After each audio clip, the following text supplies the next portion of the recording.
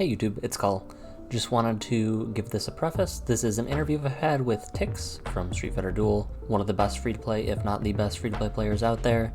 He has since finished Chapter 37, he's into Chapter 38 now, but this was taken just after he had finished Chapter 36 and started Chapter 37. I just wanted to have a chat with him. It'd been a while since anybody talked with him, get his perspective on a couple things. There's a lot of footage here. There's about 2 hours worth, or probably close to an hour and a half worth. If you guys would be interested in seeing more of the footage, drop a like, leave a subscribe so you can keep an eye on the channel for when those videos go live. I probably will release them sequentially, so we're going to have the discussion about just the general thoughts about the game and stuff, and then we'll have his account details in a different video, and then we'll also have some miscellaneous stuff. We go over some anime and stuff like that in a third video. I'm going to let you get right into it. See you at the end. Yeah, I'm good to go. So, alrighty. Okay. First off, my mind blanked completely. How's it going? How's your day? And introduce yourself a little bit. Yeah. So I'm Tixs, right? So I'm pretty active in the Street Fighter Duel Discord. So some people might not know me because I play in EU, and most of the players are either NA. So yeah, I think I don't know if you could consider myself the best free-to-play player currently, because not a lot of people are in the Discord, so then you don't know what is possible currently in the Discord. The best one. Yeah, I'll jump in. My premise for this is you just cleared Chapter 36 completely, so you're on your way to Chapter 37, and I was like, it's been a while since we've talked to Tixs, and he's been a pretty prominent, probably one of the most well-known free-to-play players in the Discord, at least. So let's check in with him. Let's see how he's doing a little bit. It's finally good to to get your toes back into Street Fighter Duel, because I saw your streams. You play different games. I was like, oh. It's sad to lose if Colern is, quitting Street Fighter Duels completely. At the very least, so this is a great point, because I've definitely pivoted to Street Fighter Duel being my, like, I'm in casual gacha mode, I dub it, which is like I log in, I do the dailies, I collect the rewards, I'm out. I don't know if it's just like I'm not interested in like pushing the content or whatever it is. Clearly, if I'm not pushing the content, I'm not interested in pushing it, but that's kind of what I wanted to touch on too. Like, having cleared Chapter 36, what would you say, because you're up to at least 2 teams now, right? Does the 2 teams make it harder or easier to, like, play the game, either motivation-wise or just, like, do you have to put a lot more planning and stuff into your stages and such? Definitely. I mean, here's the thing. For me, if you say, is it more fun? I would say yes. Okay. Because prior to Chapter 36-24, when the first 2 teams starts, you just use B Zangief, right? And then you just improve the B Zangief team, and you generally, it becomes second nature if you manual, or if you semi-auto. So pressing auto on like a certain button, and it just consistently interrupts for you. But yeah, you just, it becomes muscle memory where you just keep on interrupting, and then when you hit a wall, which is usually Bison, then you start to strategize. Okay, how do I beat this a little bit? So at 2 teams, it's almost like Bison stages, but not as difficult. Okay. In the sense where one of your team, I'll touch upon like it's pretty hard to show both of the teams just because I just cleared another few stages, but then I could get to another node to show you, but generally I can show you right here. So the first team would be just the standard like B Zangief team. So B Zangief, Guile, Abel, Street Poison, and then just some assists. And this team, you might think it's actually easier than the non-B Zangief team, but then I had the other team success more faster than the B Zangief team. Okay. And I can tell you why. It's because Abel as a tank, if you're pushing in a deficit, you basically get like one tapped. So you basically just play around your tank not dying, right? That's what you're playing around for your first 2-team fight. Okay. And then the second team, so it's just standard, right? Because everyone knows how Bizangief works, right? Bizangief and then C3. But the second team uses Bison, and then you use another interrupter, but then you use E Honda. Okay. And Fashion. Okay. For his sumo headbutts, or? Yeah. So the headbutts, basically, the C1, you have 50% chance to interrupt, or 50% chance to stun, which is an interrupt, right, 2 times. So it's not really 100%, but it's close to 100%. Right, it's 2 coin flips, which are pretty likely. Yeah. So that's another form of interrupt, and it interrupts only single target and the front line. So this is where you start to strategize more than just Bizangief, because okay, who starts the super? You know, if it's the front guy, the person that's on the front, then it's pretty easy, right? Because you can just consistently sumo headbutt without any cheesing, right? Just normal interrupt. But you start to like strategize first before you do that. You look at both of the teams, which one is easier to interrupt with E Honda, and the one easier to interrupt with E Honda, you use the E Honda team there, and then you use the Bizangief team because they can just clear anything, right? Any interrupter, any superer can be interrupted in any position. And for the E Honda team, you can interrupt every single one of them, but it requires some strategize in the sense where, for example, Guile is way in the back, and how are you going to interrupt it with E Honda, right? You basically use Action Blanca to push the enemies back enough, then Guile would be the one on the front. Then he'll be able to be interrupted. Right. So and that's one of the situations, right? Okay. And a different situation is with Guy. Guy is pretty easy to interrupt with E Honda, more easier than Bizangief. He jumps to the back, and since E Honda is the most back, if you just time it a little bit before they super, he's gonna be right in front of E Honda, and then he's just gonna headbutt it for Guy's instance. You can picture that, right? Yeah.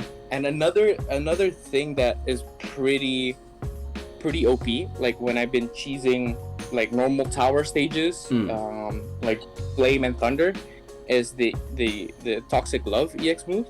Okay. And there's so much ways you can use it, right? You can use it in the E Honda, for instance. Instead of the person in the back or in the front who supers, the person in the middle who supers. So you can EX move Toxic Love, get the person in the front. Right. And since now it's your ally, you can EX move the second person. Yeah, you can headbutt the middle guy. Yeah, exactly. So that's how you use it. You know, there's situations to play it. And this is why I say it's fun, because for me, you start to analyze and just say, okay, this doesn't work.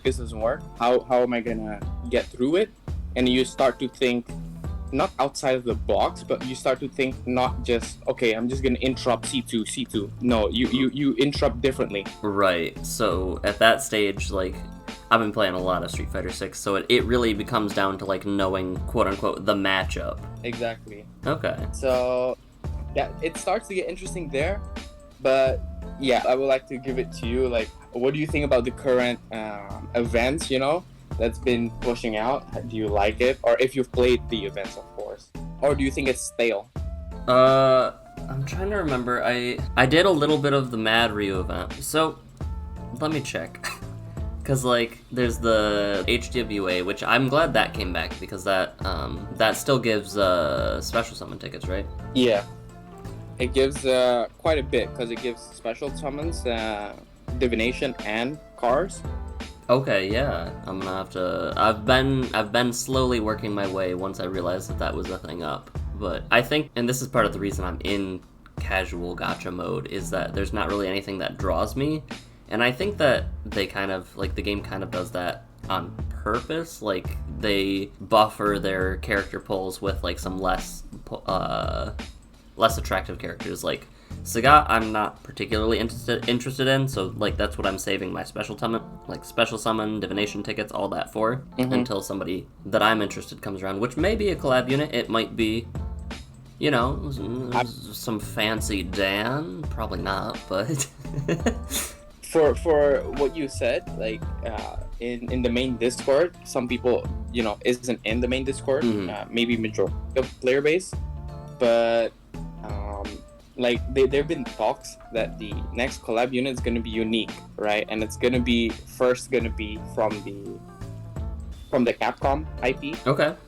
And it's not going to be in the Taiwanese version. It's not going to be in the Japanese. Not Japanese. Chinese version. So it's going to be like a new character to the entire game. Yeah, it's going to be new. And also the one next to it is just going to be completely, we can guess it. It's not going to be Capcom, but it's not going to be, it's also going to be new, but it's not going to be something we can predict. So it could be, you know, a celebrity like the surveys, or it could be... Bro, it's gonna be Colonel Sanders. We're gonna get KFC. Yep. Could be anything. Yeah, okay. But yeah. Interesting. I haven't been on any other communities too much. So really my exposure is the Street Fighter Duel Discord. Yeah. I mean, the Street Fighter Duel, it was my first Street Fighter game. Right. So it's like my gateway. And then right when I played this game, right, I start to be more invested in the franchise. Right. And then I actually watch other Street Fighter YouTubers like Punk and Brian F. You know, I started to watch them just because Street Fighter Duel is my gateway to them. Right. It's your gateway drug, your entry point. Yeah, exactly. Yeah, that's kind of the same thing for me. Like, I played maybe 10 hours tops of Street Fighter V because it was free on PlayStation Plus for a little bit. And afterwards, I'm like, I don't want to play this anymore. I think it was a mix of the mechanics, not having anybody to play with, and just the visuals of it. But when that Street Fighter 6 trailer dropped, I was like, that looks pretty spicy. I could get into that. And then that had been on my radar before Street Fighter Duel came out. And then one of my buddies was like, hey, yo, I'm playing this Street Fighter gacha game. And I said, gacha, say less. I mean, yeah, like for me, maybe not for you, like the community definitely keeps me busy with the stale content. So some stuff you can't just like sit down and play Street Fighter Duel once you're done with challenges and everything, right, for like multiple hours, right? But then just because the community is there, you start to talk, you start to like, that is part of the gameplay for me. So, it's also in the community talking and stuff like that. So you're more active, like you're playing Street Fighter Duel, but when you're not playing it, you're still engaged with Street Fighter Duel, like through the Discord and through other avenues and stuff like that. Yeah. Then. Okay. Yeah, exactly. I mean, that helps also with, you know, like exposure towards underrated characters, exposure to different experiences, because every account, you know, builds up differently, and knowing how they experience could also play it could be like a big knowledge dump on you, like, hey, actually, you know, poison might be good, you know. Okay. So yeah, it's good to have all the different experiences, and it also builds up your own decision making coming forward. But for me, what I like to do is like I've been more into bosses, right, currently. Okay. So then I start, like, most of the time just comes into just looking at the best boss comps. Like I've been busy just because it's not really theory crafting, but it's just like for now, like if you have nothing to do, you can go into Super Showdown, Final Showdown, and study every single team, you know, that's in Super Showdown. You can see the matchups, you know, see what works against one or another. That's also another form of, you know, keeping you busy. But what I'm trying to say, because it's quite a ramble about a lot of things, is like there's so much things in the game like that you can do to enhance your knowledge, in the sense that it is a part of the gameplay for me. Enhancing your own knowledge is the gameplay loop for me. But I'm also similar situation as you, where I'm just doing dailies and waiting for like a big, you know, update. Maybe there's a whole revamp on challenges or whole new gameplay, rather than just our what we're used to with our events and stuff like that. Right. I'm waiting for that big one while I'm waiting, there's some filler events, there's some small events to power up, and they're to keep all of that all busy. I'm in the community talking, just sharing my knowledge and sharing, having fun with them. Like when the bug, the Evil Ryu bug came, I was that was like the funnest part ever, because I've been just in the Discord in VC and just seeing, oh shit, how do you get that bug to occur, how to make it consistent, and then with a bunch of I think Don Buka and Stupendous, which is like a Street Fighter 5 player, 6, and Don Buka is also a Twitch streamer. We were in the VC chat, and we knew how the bug worked, and then since we know how it worked, it took us like 4 hours of just in the VC just to know how it worked, right? Right. But then once you know how it worked, that's fun for me. That was like shit, sharing your moments with your friends or sharing the moments with the community is also what keeps me staying in the game and playing. I was gonna say, like, every time I drop by the Discord just to check on things, check on what the people are saying, game discussion stuff, I almost always see you in that chat. Yeah, exactly. So what would you say then, and this is kind of a more open-ended question, what would you say is your favorite part about the game at the late stages? And I could give a couple examples, like you said, the analytical parts, or maybe even something more abstract where it's like you have a lot more downtime to interact with the community. Like, what do you say you enjoy considering you're in downtime right now almost? So for me, right, I just like to use all the characters, and early on in the stage, like I mentioned, you have a lot of contents, but you're using the same stuff, right? But like, since I have multiple characters built or somewhat built and somewhat that's already completely built, you can like switch around and see how things work. And I've been switching my boss teams and then just improving, and now I'm not even using Guile for my bossing unit DPS, and I've been using him like solely, so I know how he plays and how he performs in the back of my hand. But then I've been already pivoting towards different characters, just because in the late game stages, you like to, like in every other different gacha games, you like to play with your toys, right? Right. You want to play with all, like, not all of your toys, because some of them is pretty situational, like Mad Ryu, where I'm just gonna use him for Thunder Tower and assist, right? I'm not gonna bring him out on bosses and see how he does. Maybe I will, but okay. Yeah, you for me in the late game, you start to either build up your own knowledge, like play with different toys, and just talking with the community. That's my late game experience. But if you're talking about sense of challenges, the scaling for the challenges, the devs probably just made it, instead of just a linear progression, you have linear and then stale, and then linear again, stale, and then linear. So it's definitely not finished, the challenge progression thing, because every one chapter you get one additional team that you need to build. Okay. And it's not like the team that you build is okay, the first team and then the second team is a little bit under level, so then it could, because when you're building your account, your character, you're not gonna have two teams right at the get-go, right? So if I would improve the scaling of the challenge mode, I would be like, in chapter 36 you would have two teams fights as well, similar, but then the second team is not going to be as powerful as the first team, because that would also project towards your own account. You're still building your second team, in the sense that it could progress you more smoothly than just a roadblock and a roadblock, just like that.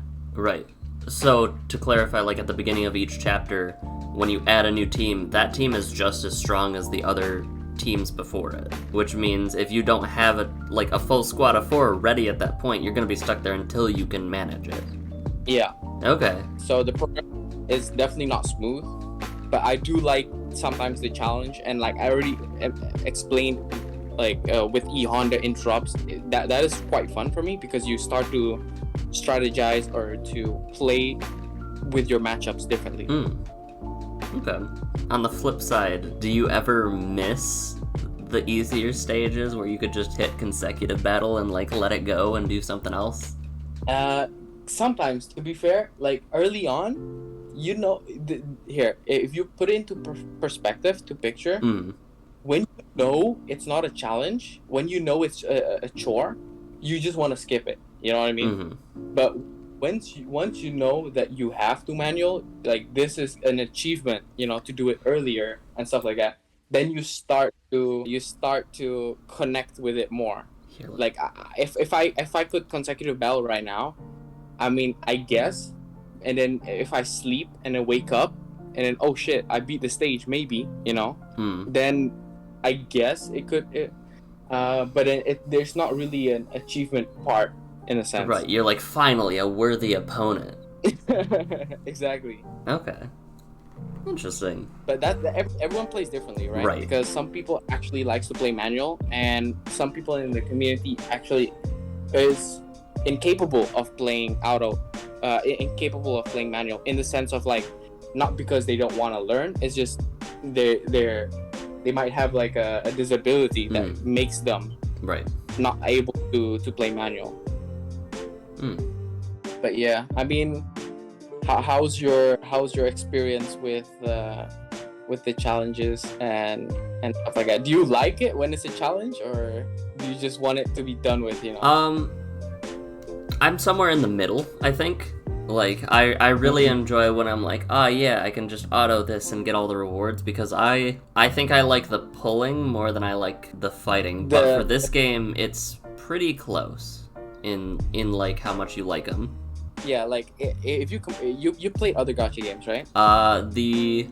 I've played a couple games. Some of them you probably could count as gachas, and others would be on the fence. But yeah.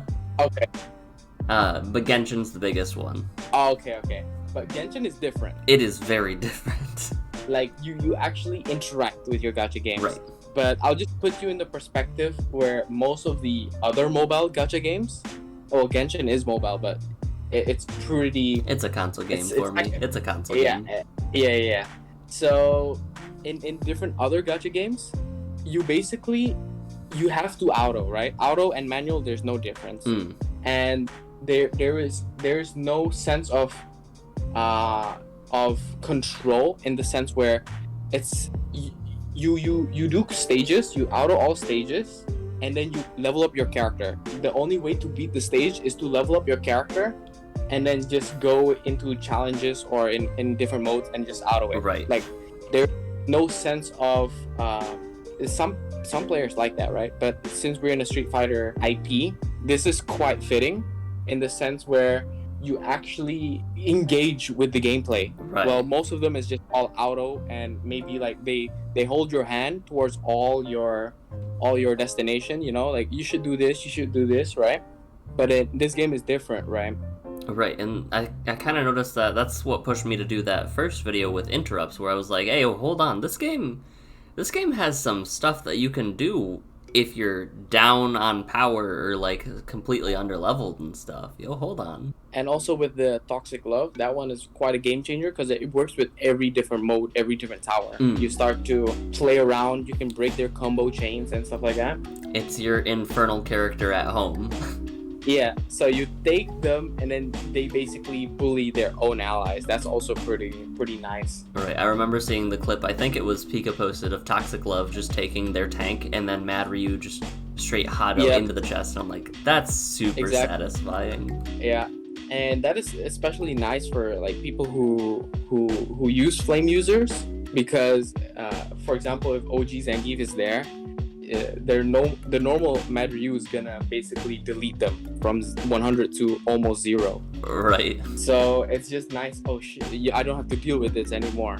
Yep. It's like, you're done. Thank you. So there's a little bit of that.